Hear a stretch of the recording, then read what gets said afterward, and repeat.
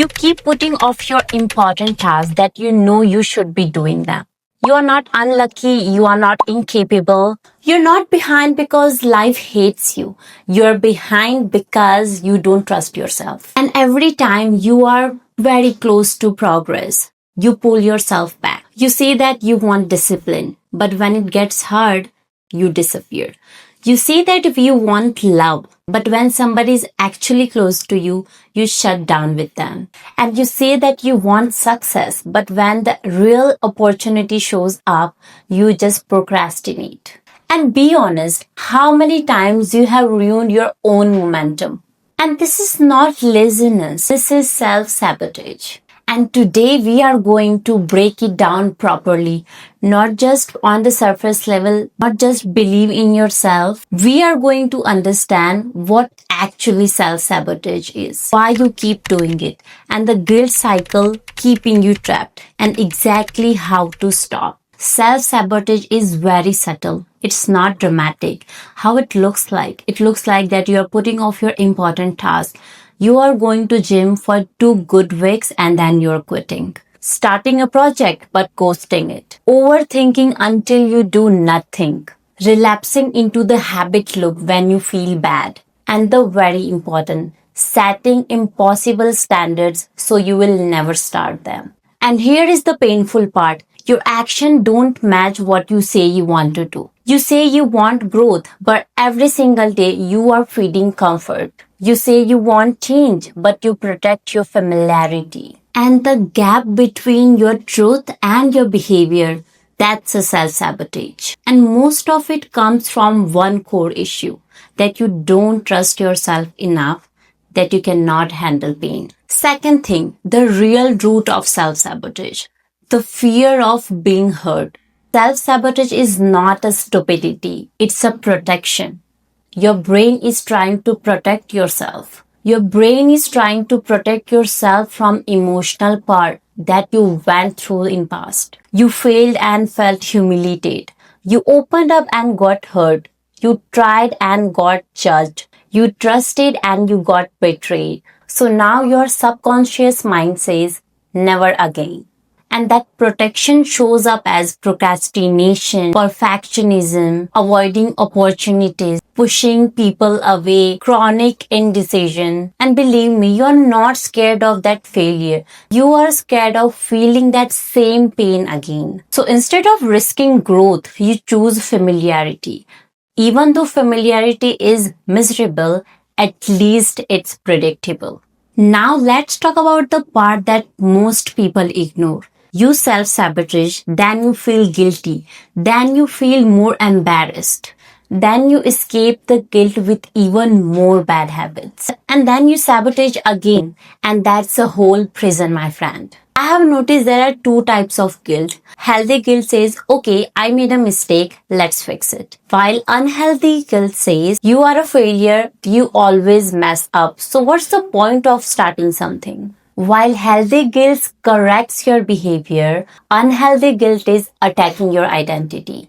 And don't you think so that when you attack your own identity, you will always feel unmotivated, always defeated? For example, you just skipped the gym today. The healthy guilt will say, that was not a good day, let's go tomorrow. But unhealthy guilt will say, you will always do the same, why even try again? And tell me honestly, which one do you usually listen? Exactly what you're saying. Most of the time, we listen to unhealthy guilt. And that's where motivation and discipline drops. Now let's talk about how to break the pattern. The first step is catch the pattern in real time. What I mean by is that the next time when you're about to self-sabotage, just pause there. Ask yourself that what am I trying to avoid feeling right now? Is it embarrassment, rejection, discomfort, or uncertainty? Just name it. Because most of the time self-sabotage disappears because you expose the emotion behind it. Second step is separate your guilt from shame. If you messed up somewhere, that's fine. But ask yourself that did I break a real standard or just an impossible one? If the rule is I must be in control of myself. I must be perfect. I must never fail. Delete that rule because that rule is unrealistic. You are allowed to be imperfect, but you're not allowed to quit just because of imperfection. Third step is stop punishing yourself. You cannot hate yourself into discipline. You cannot shame yourself into consistency.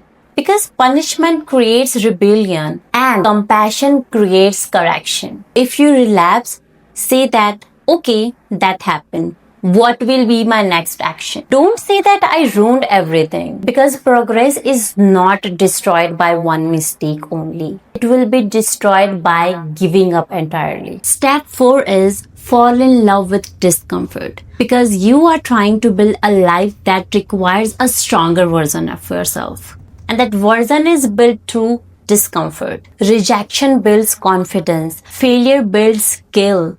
And being disliked builds authenticity. Stop running from pain. Pain is not your enemy, but avoiding growth is. Step 5 is practice reverse visualization. Right now, everything you are trying, you are imagining that it is going to be wrong. You picture embarrassment. You picture failure. And that's why you retreat them.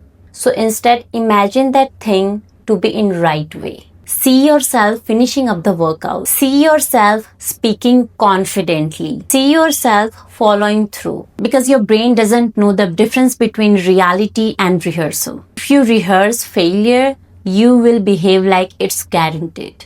So instead, rehearse success. Step 6 is taking decisions faster. I know most of you guys are not going to agree with me, but that's truth. I have been there. Because not taking decision is self-sabotage. Not choosing is choosing stagnation. And you will never have full certainty. So act like 70% clarity and then you can always adjust later. Because movement builds confidence while overthinking destroys everything. Step 7 is you need to rebuild the self-trust. Self-sabotage exists because self-trust is broken somewhere. If you don't believe that you will follow through this routine, just start small instead.